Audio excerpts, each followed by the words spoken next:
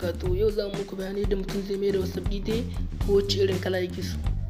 Kamar yadda muka ce muku haka nan, da Allah kuma fara bidiyon ya kamata da Allah ku danna mana subscribe kuma ku danna alamar ƙararrawa. Yau za mu yi cikin bidiyo. Yanzu kamar yadda muka ce muku haka nan, za ka shiga WhatsApp ɗin kamar haka.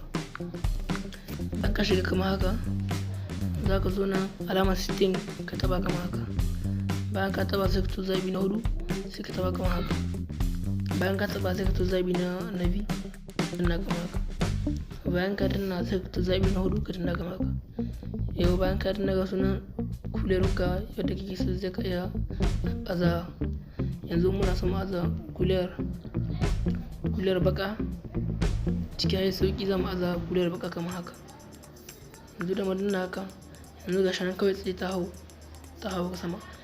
Yauwa kuma sai ga wannan ƙarin bayani nan ga zaɓi na biyu ba nan za ka iya sawa emojin na waya kamar rubutun na yan kanun. Yanzu mu bari mu aza wannan magani kamar nuna muku. Yanzu alal misali yanzu emojin na maka sauya. Yanzu kana dibi kawai haka, bayan kana iya dibi haka. Yanzu da mun danna nan kaga yanzu kalar emojin da gare mu, kaga nasu kalar emojin da gare mu ciki hayar sauki ga yana.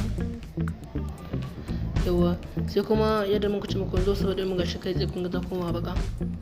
Nan na ƙarshen bidiyon da Allah ku danna